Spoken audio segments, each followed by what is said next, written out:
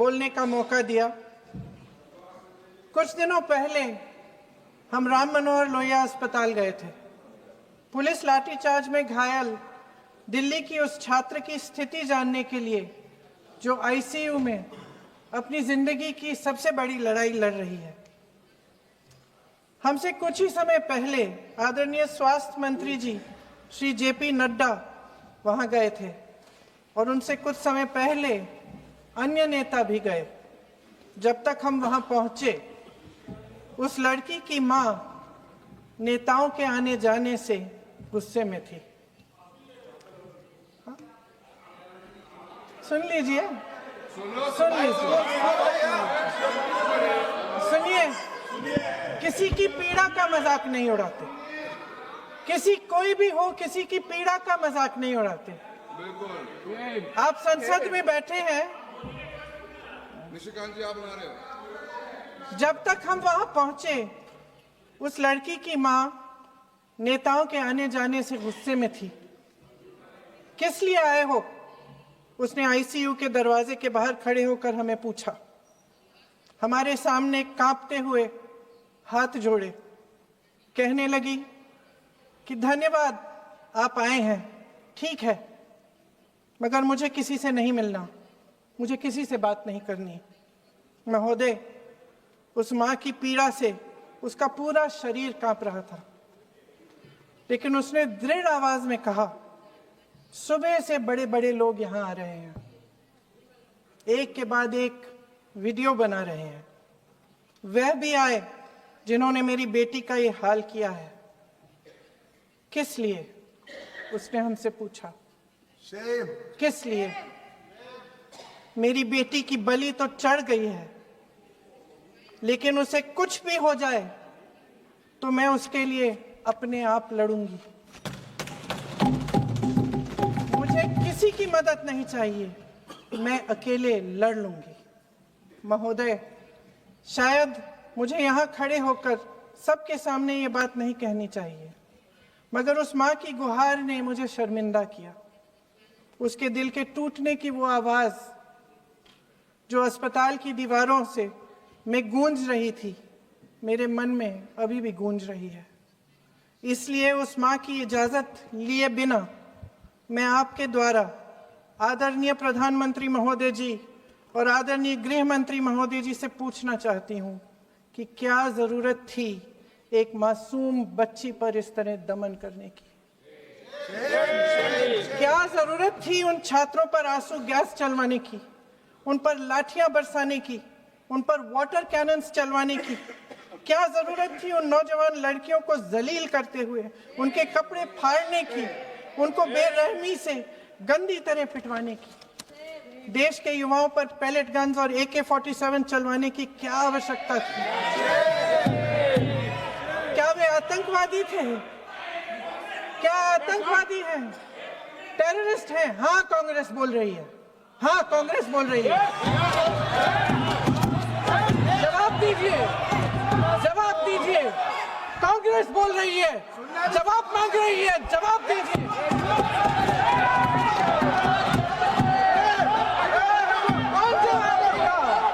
कौन जवाब देगा? गृह मंत्री जी जवाब देंगे। किसने ऑर्डर दिया? किसने ऑर्डर दिया पैलेट गन्स चलाने के लिए? किसने ऑर्डर दिया? आपके माध्यम से मैं पूछती हूं अध्यक्ष महोदय, किसने ऑर्डर दिया? प्रधानमंत्री जी ने दिया? गृह मंत्री जी ने दिया? जवाब देंगे? पूरा देश पूछ रहा है, सिर्फ कांग्रेस पार्टी नहीं पूछ रही है, पूरा देश पूछ रहा है। अध्यक्ष महोदय, देश के माता पिता पूछ रहे हैं, छात्र पूछ रहे हैं, अध्यापक पूछ रहे हैं, पूरा देश आज ये पूछ रहा है। और आपकी जिम्मेदारी बनती है कि आप इस सवाल का जवाब दें। क्यों डरते हैं आप इस देश के नौजवानों से? क्यों डरते हैं आप इस देश की बुलंद आवाज से? और उस आवाज को दबाने का हक आपको किसने दिया है? महोदय, ये सदन यहाँ बैठे हुए सांसदों की जागीर नहीं है, ये इस देश की अमानत है। यहाँ बैठे हम सब इस देश की जनता, इस देश के युवाओं, बुजुर्गों, गरीबों, अमीरों और सब धर्मों, सब वर्गों के देशवासियों के सेवक हैं।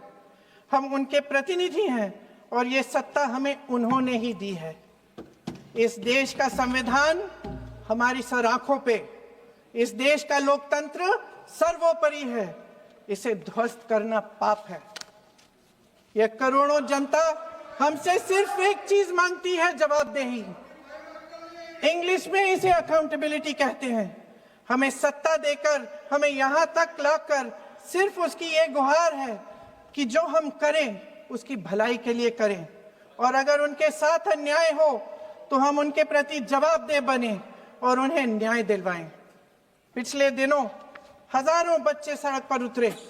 उन्होंने अपनी पीड़ा व्यक्त की। गांधी जी के दिखाए हुए रास्ते पर अहिंसा और सत्य को अपने दिलों में रखते हुए गाते, मुस्कुराते हुए शांतिपूर्वक प्रदर्शन किया। लोकतंत्र के सबसे पवित्र सिद्धांत के तहत उन्होंने अपनी आवाज उठाने का अधिकार कायम किया। ये उस भारत के बच्चे हैं जो गांव में रहते हैं, जो महानगरों में रहते हैं, जो छोटे कस्बों में, छोटे शहरों में रहते हैं, जहां माँ अपने गहने बेच देती है, पिता अपनी जमीन गिरवी रख देता है, एक परिवार अपनी पूरी जिंदगी की कमाई बच्चे के सपने पर खर्च देता है।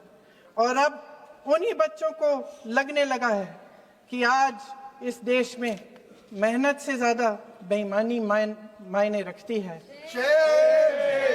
मेरिट से ज्यादा पैसा मायने रखता है। तब सिर्फ एक छात्र नहीं हारता, उम्मीद हारती है। इन परेशान बच्चों ने अपनी उम्मीदें आपसे साझा की। उनकी मांगे क्या थी? कि पेपर लीक करके उनके साथ जो बार बार अन्याय किया जा रहा है उस पर कार्रवाई की जाए, कि जो सिस्टम उनके भविष्य को कुचल रहा है उसे सुधारा जाए, कि जो माफिया उन्हें घेरे हुए है उसे हटाया जाए, कि जिस मंत्री के कार्यकाल में यह सब हुआ वह इस्तीफा दे, कि उन पर बर्बरता करने वालों पर कार्रवाई की जाए और उसके लिए माफी मांगी जाए। बस यही उनकी मांग थी ना, कि जो शिक्षा और स्वतंत्र अभिव्यक्ति का अधिकार उन्हें संविधान ने दिया है उसे कायम रखा जाए। महोदय, हमारे एजुकेशन सिस्टम में कुछ समय से बहुत खामियां भर चुकी हैं। बच्चों पे जो प्रेशर डाला जाता है उसकी वजह से सैकड़ों बच्चों ने आत्महत्या कर डाली है। उससे भी ज्यादा बच्चे डिप्रेशन में डूब रहे हैं। परिवारों पर बच्चों को पढ़ाने लिखाने के लिए घूस, capitation fees, tuition fees, coaching fees आदि के घिनौने दबाव हैं।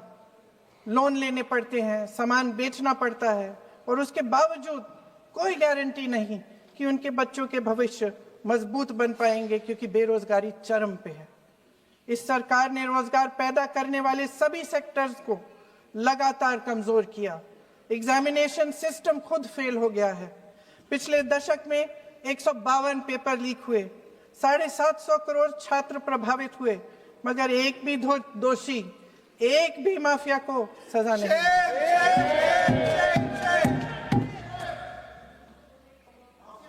हमारे एजुकेशन में आरएसएस के प्रचारकों को भर भर कर उसे खोखला बना दिया है। जबरदस्ती एनटीए बनवाकर सिस्टम का केंद्रीकरण करके उसे और भी उलझा दिया। देश के कुल बजट में, हाँ जी जबरदस्ती, आपने अभी अभी सुना तमिलनाडु के हमारे साथी क्या कह रहे थे। देश के कुल बजट में एजुकेशन बजट की हिस्सेदारी हर साल बढ़ाने की बजाय घटती जा रही है। 1.4 लाख करोड़ रुपया का पूरा बजट एजुकेशन बजट है और 1.32 लाख करोड़ सिर्फ नीट देने वाले 22 लाख बच्चों के परिवारों से हर साल खींचा जाता है। एक और शर्मनाक आंकड़ा भी है। 1.4 लाख करोड़ रुपया हमारा पूरा एजुकेशन बजट और 16 लाख करोड़ रुपए जो मौजूदा सरकार ने बड़े उद्योगपतियों के लोन माफ किए हैं। सोचिए कि इस सरकार की प्राथमिकताएं क्या है। सच ये है अध्यक्ष महोदय कि जिस तरह अस्पताल में उस छात्रा की मां का विश्वास पूरे सिस्टम से हट गया है, उसी तरह देश के युवाओं का भरोसा इस पूरे सिस्टम से टूट चुका है। और जब इस तरह देश के भविष्य, हमारे युवा निराश होकर सरकार और सिस्टम से अपना भरोसा हटा देते हैं, तो उस भरोसे को फिर से बनाने के लिए सिस्टम के अंदर से जवाब नहीं ढूंढा जा सकता, उसके दायरे से बाहर निकलना पड़ता है, नए सिरे से ठोस प्रयास करने पड़ते हैं। अफसोस की बात यह है अध्यक्ष महोदय कि इतना हो जाने के बाद भी आदरणीय प्रधानमंत्री महोदय जी और उनके साथी इस सच्चाई को समझ नहीं पा रहे हैं। वे अभी भी ये सोच रहे हैं कि पीआर, नैरेटिव चेंज और पालतू मीडिया के सहारे एक बार फिर उनकी नैया पार हो जाएगी। परसों शिक्षा मंत्री जी ने शर्मनाक परिस्थितियों में अपना इस्तीफा दिया और कल यहीं मकर द्वार पर मेरे सत्ता पक्ष के सांसदों ने जिंदाबाद के नारे चिल्लाते हुए उनका संसद में ऐसे स्वागत किया जैसे मानो कोई सुपरस्टार पहुंच गए हैं। विडंबना देखिए महोदय, जब भूतपूर्व शिक्षा मंत्री को मुकुट पहनाया जा रहा था, स्वागत हो रहा था उनका, तब महाराष्ट्र में एक परिवार पेपर लीक पीड़ित अपनी बेटी की आत्महत्या का शोक मना रहा था। आपकी सरकार ने देश के करोड़ों छात्रों को क्या संदेश दिया? आपको किस बात का गौरव है, किस बात का अभिमान है? ये कौन सा अहंकार है? जहां आंखों में शर्म होनी चाहिए, वहां बेशर्मी और स्वागत के नगाड़े बजाए जा रहे हैं। एक तरफ मातम है, दुख है, यहां फूल माला डाल रहे हैं। कोई आप पर कैसे यकीन करे? प्रधानमंत्री महोदय जी ने नया शिक्षा मंत्री चुना, एक ऐसे व्यक्ति को इस पद पर आसीन किया जिसने एक गर्भवती महिला के बलात्कारियों की रिहाई पर अपनी सहमति व्यक्त की, खुशी जताई। देश की करोड़ों लड़कियों को प्रधानमंत्री जी ने क्या संदेश दिया? सर, अखबारों में है, अखबार में नहीं। मेरा कुछ भी बोल के चले जाते हैं क्या? अरे ये तो कैसे, क्या है इनके पास? ऐसा ही कोई आरोप लगा दीजिएगा। कोई नियम कानून नहीं है।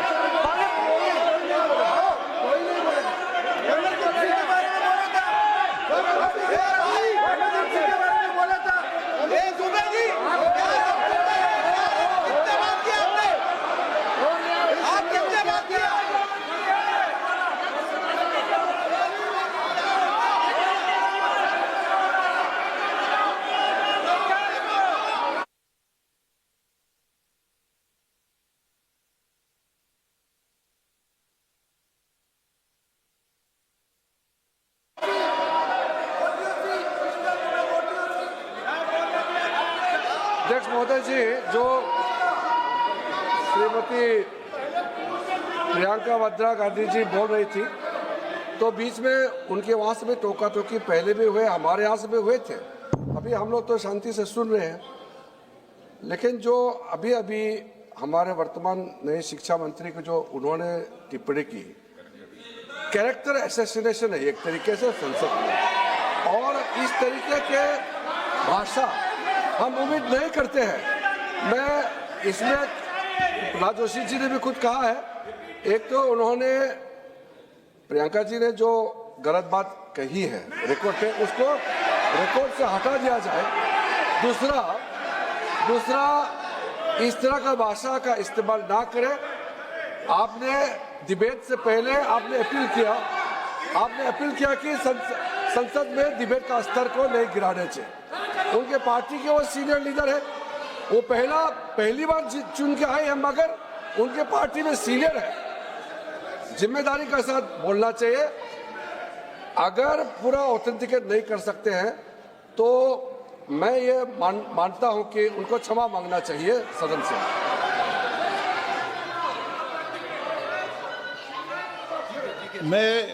मेरा मत ये सदन के अंदर, ये सदन सर्वोच्च लोकतांत्रिक संस्था का सदन है। इसका एक एक शब्द हमेशा रिकॉर्ड में रहता है। मैं माननीय सदस्य से आग्रह करूंगा कि बिना तथ्यों के हमें इस तरीके के सदन के पटल पर बात नहीं होनी चाहिए।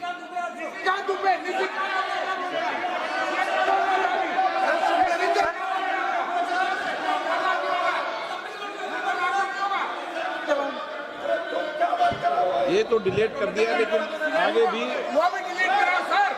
ये तो निशी खान बोलता, वो भी ये सीधे क्या बोल रहा था, क्या कर रहा था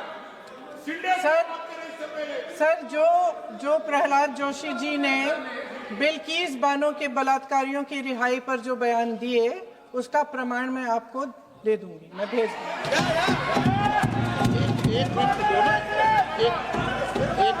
मैं ऑथेंटिकेट करूंगा। स्पीकर का डायरेक्शन 115, उनको पहले ऑथेंटिकेट करने कहिए सर। ऑथेंटिकेट करेंगे उसके बाद वो आगे बढ़ेंगे, ऐसे नहीं होगा। पहले ऑथेंटिकेट करने दो सर। उनको ऑथेंटिकेट करने के लिए कहिए, ऑथेंटिकेट करने कहिए उनको।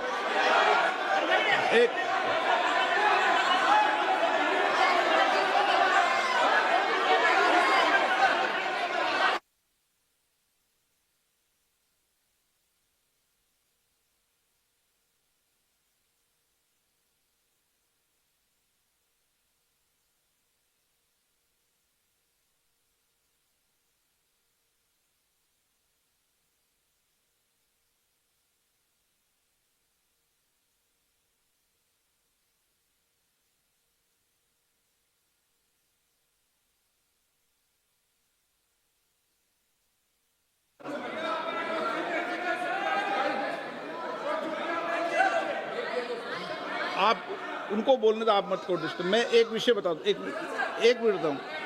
नियम 353 के अंदर फिर मैं एक बार स्पष्ट कर दूं, किसी भी सदस्य द्वारा किसी भी व्यक्ति के विरुद्ध मानहानि या अभियोगात्मक प्रकृति का कोई आरोप नहीं लगाया जाएगा जब तक कि सदस्य ने अध्यक्ष और संबंधित मंत्री को पर्याप्त अग्रिम सूचना नहीं दे दी हो। यह व्यवस्था है।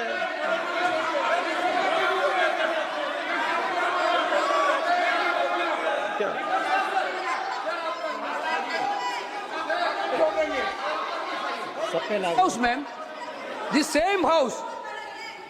Honorable Shrikant Bey told, still that is in the record about Indira Gandhi ji. Still that in the record. Still that in the record. Sir, you are not removed, sir. बोलो, आप भी बोल लो। सर, केसी वेणुगोपाल जी ने जो नाम लिया है और मैं नेहरू जी के बारे में जो बात कहा है मैंने सर, मैं उस पर कायम हूं और मैं किताब जो है ऑथेंटिकेट करने के लिए तैयार हूं। अय्याज थे नेहरू, अय्याज थे। मैं फिर दोबारा रिपीट कर रहा हूं, आई एम अगेन रिपीटिंग।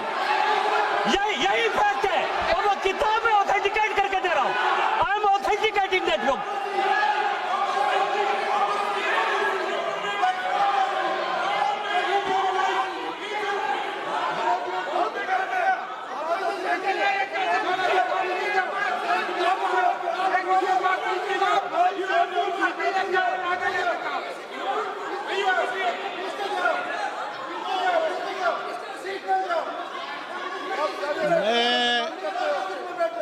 मैं जब आसन पर होता हूं, जो मैं व्यवस्था देता हूं, चाहे सत्ता पक्ष हो या प्रतिपक्ष हो, मैं समान व्यवस्था देता हूं। मैं जब आसन पर होता हूं,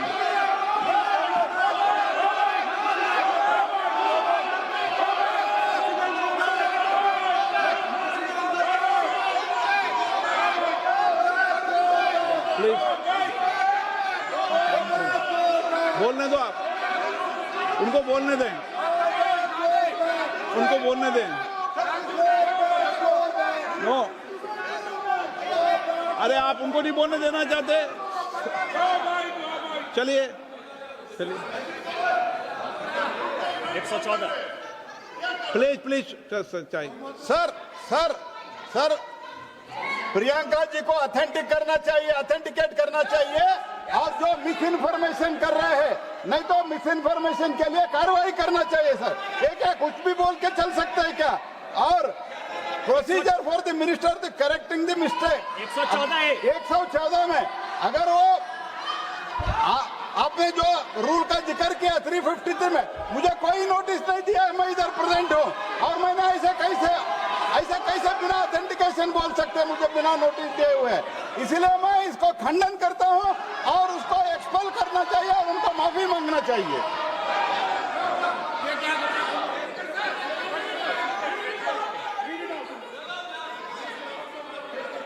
नहीं, ये चैप्टर आगे नहीं बढ़ेगा सर। बिल पे केवल बिल पे।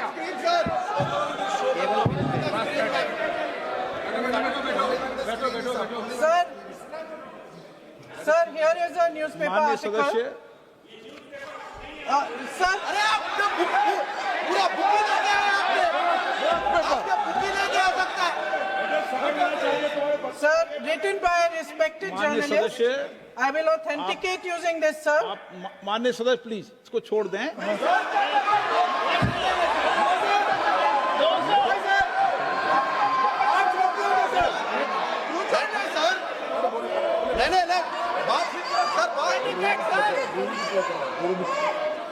सर, अगर जोशी जी अपने बयान का इस खंडन कर विधेयक रहे पर ही हैं क्या? चर्चा होगी। आप इस बयान का खंडन कर रहे हैं क्या नहीं, जोशी जी? माननीय से पूछेगा। सदस्य, मैं आपसे फिर आग्रह कर रहा हूं, इस सदन में इस विधेयक पर ही चर्चा होगी, फिर भी नो, पंडित नारुओं का ये विधेयक का विषय नहीं है। आप नो, आप बोलो तो विधेयक पे बोलो, ये मेरी अपेक्षा आपसे। प्लीज सर, कभी- छोड़िए, ये रखो। इस विषय को छोड़िए।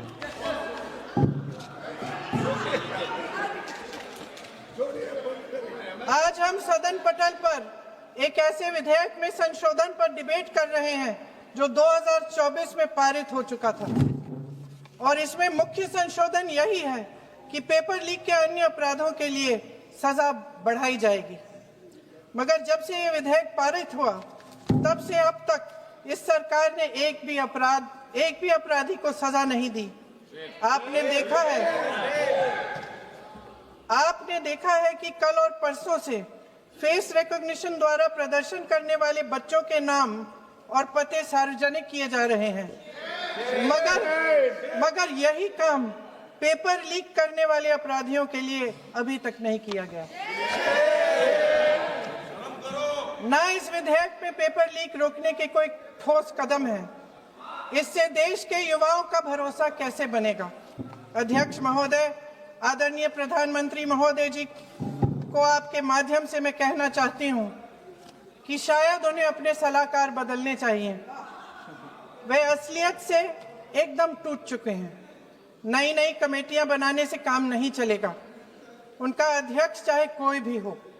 राधा कृष्ण कमेटी भी व्यवस्था में सुधार लाने के लिए बनी थी।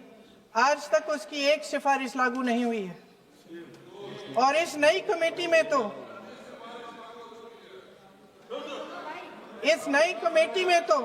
एक एक्स-आईबी चीफ, फिर चिल्लाएंगे, एक एक्स-आईबी चीफ, एक आईटी कंपनी के मालिक और एक गौमूत्र के विशेषज्ञ भी हैं।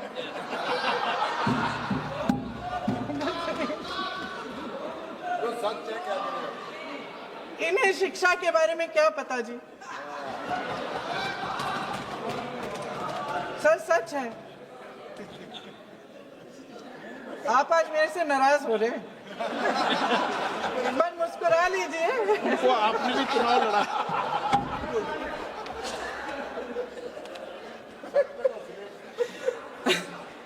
सर, फास्ट ट्रैक कोर्ट्स का रिकॉर्ड पहले से ही बहुत खराब है। वैसे भी कल की सुनवाई में सीबीआई का वकील पेश ही नहीं हुआ। संसद में विपक्ष को दोषी ठहराने से, खोखले राजनीतिक खेल खेलने से काम नहीं चलेगा। आप जेन जी का भरोसा वापस जीतना चाहते हैं तो नए एंगल से अपने फोन से नए वीडियो बनाने से नहीं होगा।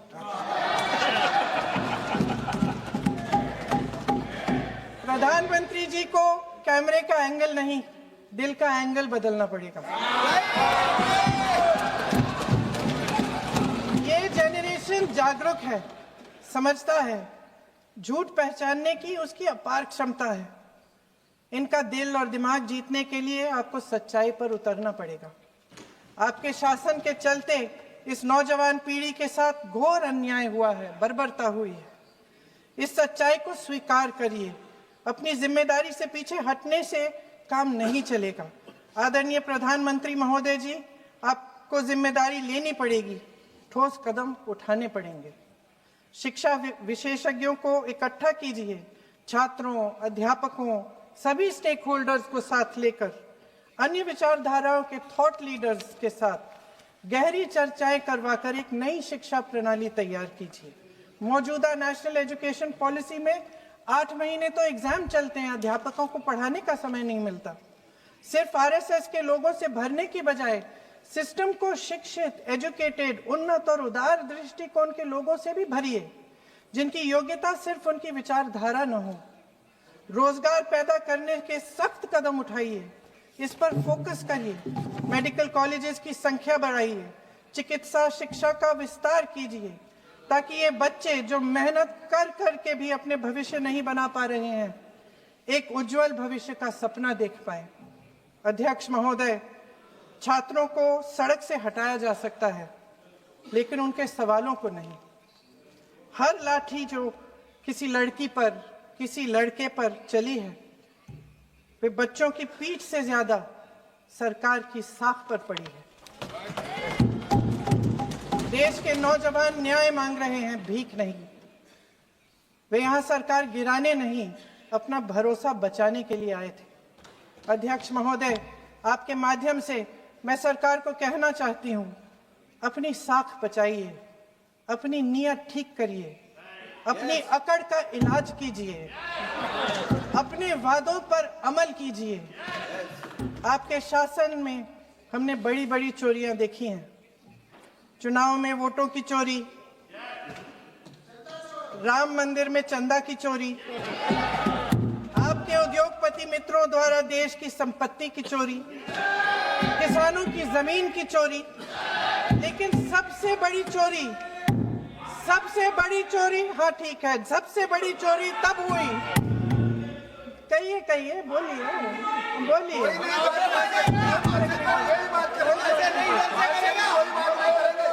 सुन लीजिए, शांति से सुन लीजिए, शांति से सुन लीजिए।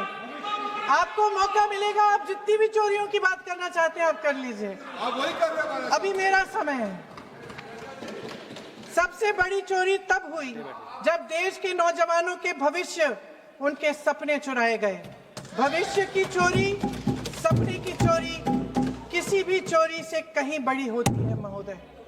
अगर देश का युवा निराश हो जाए, अगर देश का युवा निराश हो गया, उसकी उम्मीद टूट गई, तो सबसे बड़ी हार भारत की हार होगी।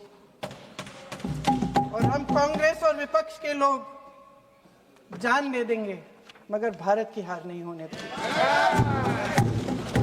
जय हिंद। सर, अब तो मुस्कुरा लीजिए, भाषण खत्म।